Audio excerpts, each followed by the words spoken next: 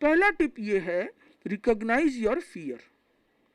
सबसे पहले अपने भय को खोजें, पहचाने कि मुझे डर लगता किससे। आपको पता चल गया कि मान लीजिए कि मुझे छिपकली से डर लगता है। बहुत से लोग होंगे सुनने वालों में जिनको चूहों से डर लगता है, किसी को छिपकली से डर लगता है, किसी को किसी चीज से। तो सबसे पहले अपने भय को पहचान लें कि मुझे डर लगता किससे। उसके बाद सेकेंड थिंग कि आप आइडेंटिफाई फॉल्स बिलीफ, कि आपने अपने मन में जो धारणा बना रखी है, गलत धारणा, उसे निकालें। ये सोचें कि क्या छिपकली वास्तव में इतनी डराने वाली है? क्या छिपकली के कारण मैं मर सकता हूं? क्या छिपकली इस तरीके से झपट पड़ेगी? आप डर क्यों रहे हो? छिपकली से डर ले, मान लिया, कारण क्या है? छिपकली में ऐसी क्या चीज है कि आपको छिपकली से डर लगता है? कॉकरोच से डरते हैं, कॉकरोच से डरने का कारण क्या है? उसको खोजो। तो उसको खोजने से आपको दिमाग में अपने आप क्लियर हो जाएगा कि इससे डरने का तो कोई कारण ही नहीं है। हमारे जो नए छोटे संत होते हैं जिन्होंने कभी देखा नहीं, वो राम जी के घोड़े से भी डरते हैं। जो छोटा सा टिड्डी जैसा सा एक कीड़ा आता है, तो वो उससे भी डरते हैं कि पता नहीं ये क्या कर लेगा, अरे ये क्या करेगा, ये तो गाय के जैसा, सीधी गाय जैसा कीड़ा है, न काटता है न करता है, बट नया देखा है तो उनको डर लगता है।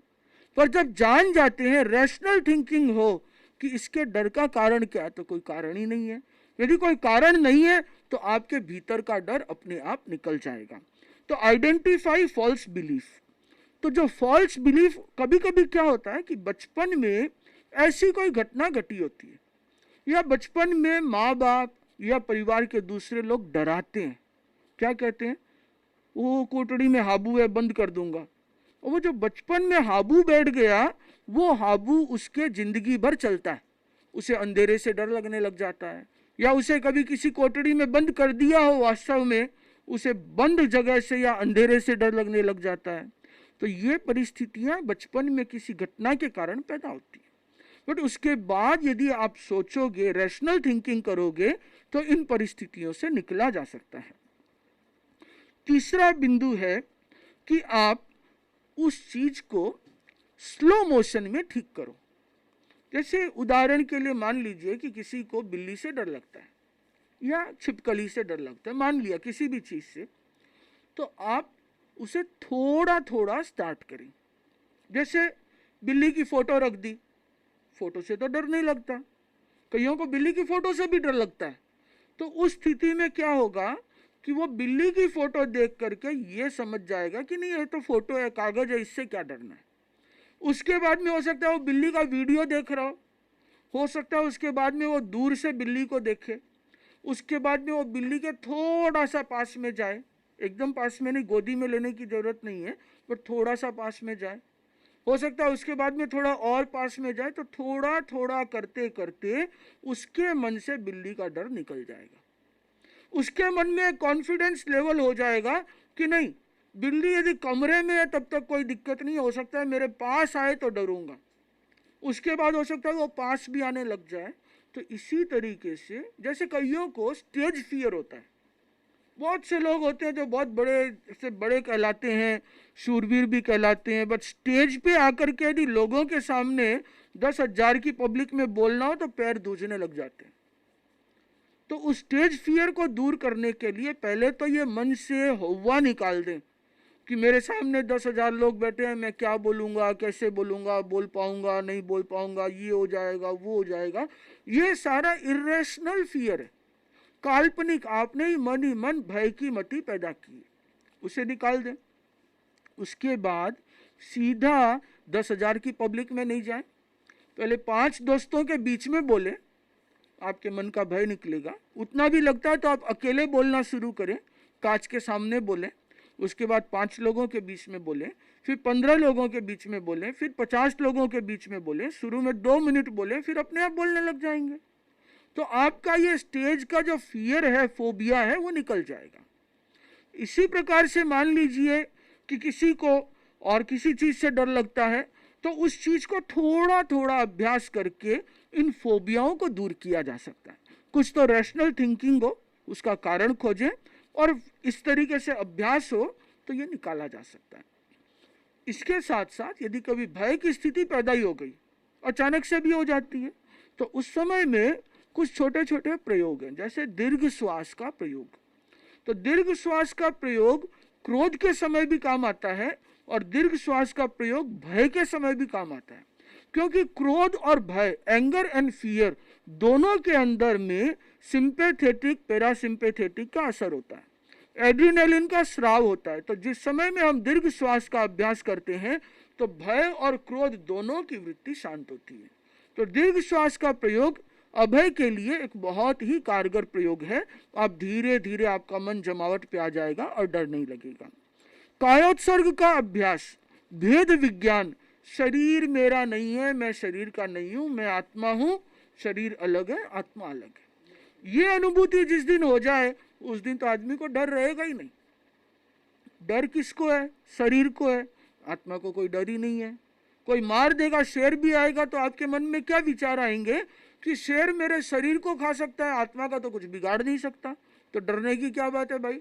और डरने से कोई शेर तो जाएगा नहीं। समाधान खोजना अलग बात है और डरना अलग बात है। तो इस स्थिति में हम यदि कायोत्सर्ग का अभ्यास कर लें, अभय की साधना स्वतः सज जाएगी। इसी प्रकार एक ऑटो सजेशन का प्रयोग अभय की अनुप्रेक्षा का आचार्य श्री ने दिया था, महाप्रज्ञ जी ने, उसका अभ्यास भी कर सकते हैं, जिसके ऑडियो वगैरह सब यूट्यूब पे अवेलेबल हैं, कि अभय का भाव पुष्ट हो रहा है, भय का भाव क्षीण हो रहा है, आनंद केंद्र पर गुलाबी रंग का ध्यान, आदि अनेक लंबे प्रयोग हैं, तो उसका भी अभ्यास किया जा सकता है।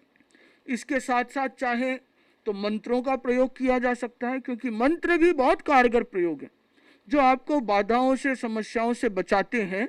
भय ज्यादा लगता हो तो नमो अभय दयाणम, तीर्थंकरों का विशेषण है नमो अभय दयाणम।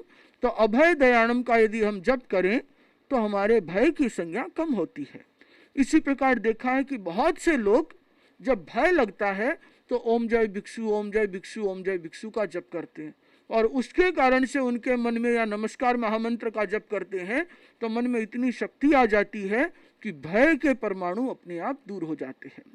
मैं जब बहुत छोटा बच्चा था, शायद भूल ना करूं तो 6-1 साल का, उस समय मुनिश्री धर्मेंद्र कुमार जी स्वामी ने मुझे बताया, हम दोनों संसार पक्षी भाई को, कि जब कभी भी डर लगे या कोई भी ऐसी परिस्थिति आ जाए या कोई काम मन में सोचा हुआ हो तो ओम जय भिक्षु, ओम जय भिक्षु का जप करना, मुट्ठी बंद करके काम हो जाएगा। तो बच्चे थे, बच्चों ने उस चीज को समझ लिया, पकड़ लिया। और एक दिन की बात है, मैं जिस स्कूल में पढ़ता था, कलकत्ता में श्री दौलतराम नौपानी विद्यालय, नौपानी स्कूल के नाम से प्रसिद्ध है, उसका डिसिप्लिन बहुत स्ट्रिक्ट है। और डिसिप्लिन में यदि आप 2 मिनट भी लेट पहुंचे तो आपको पनिशमेंट है, बाल बड़े हैं तो पनिशमेंट है। पूरे कलकत्ता में नौपानी कट के नाम से ही फेमस है छोटे छोटे बाल। तो उस परिस्थिति में एक दिन हम दोनों भाई, मैं और मेरे संसार पक्षी भाई, स्कूल में लेट पहुंचे। अब लेट पहुंचे तो नेचुरल था कि वहां जाने के बाद ऐसा डर लगने लगा कि आज तो डंडे पड़ेंगे। और वहां के जो वाइस प्रिंसिपल थे उनका स्वभाव इतना कड़क था कि यदि वो 4थे तल्ले पे भी बोलते कीप साइलेंस तो ग्राउंड फ्लोर का बच्चा चुप हो जाता था। तो हम दोनों भाई लेट पहुंचे, जाकर के देखा तो 10-15 बच्चे और हैं, तो मन में थोड़ी तसल्ली हो गई। ये मानव स्वभाव है कि मैं अकेला नहीं हूँ, 10-15 जन और भी हैं। तो हम लोग लाइन में खड़े थे, टीचर ने नाम नोट किया, नाम नोट करके कहा कि क्लास में जाओ। तो मेरा संसार पक्षी भाई तो आगे चला गया, मेरा नंबर आया, मेरा नाम नोट किया और कहा कि जाओ। मैं जाने लगा, 10-15 कदम गया, इतने में दूसरे टीचर ने रोक लिया कि कहाँ जाते हो, इधर आओ, लाइन में लगो, और मुझे लाइन में लगा दिया। अब मैं अकेला रह गया। तब अकेला रह गया और हमारी जितने 10-15 बच्चों की लाइन थी उसे वाइस प्रिंसिपल के वहाँ पे बाहर लॉबी में ले जाया गया कि वाइस प्रिंसिपल सर आएंगे और सबको डंडा मारेंगे। अब मुझे डर लगने लगा कि अब क्या करूं, एक तो अकेला रह गया, बड़ा भाई साथ में था तो थोड़ी चिंता कम थी, वो भी गया। तो मुझे याद आया कि मुनिश्री ने कहा था ओम जय भिक्षु का जप करो। तो मैं तो ओम जय भिक्षु, ओम जय भिक्षु का जप करने लगा मन ही मन, और मेरी लाइन आगे चलती चली। मेरे से आगे 15 लड़के खड़े थे, देखा तो पीछे भी 15 लड़के और आ गए। वाइस प्रिंसिपल आए, उन्होंने सबको डंडा मारना शुरू किया, लाइन आगे से रखती गई। तो मेरे मन में आया, मैं वहाँ बीच लाइन में से निकला और निकल करके वापस लाइन के पीछे खड़ा हो गया।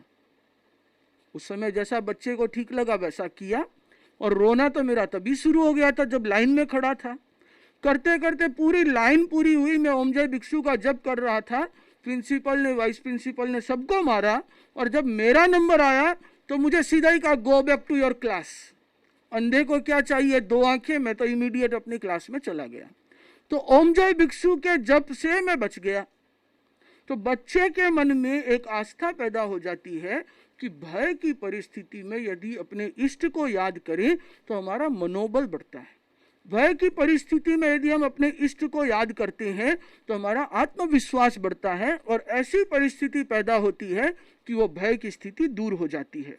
तो इसलिए भय की परिस्थिति में आप लोग मंत्र का सहारा ले सकते हैं। नमस्कार महामंत्र का जप करें, बड़े बड़े विघ्न बाधाएं दूर हो जाती है। ओम भिक्षु का जप करें, अपने किसी भी इष्ट मंत्र को याद कर लें तो आपको सहायता मिलेगी।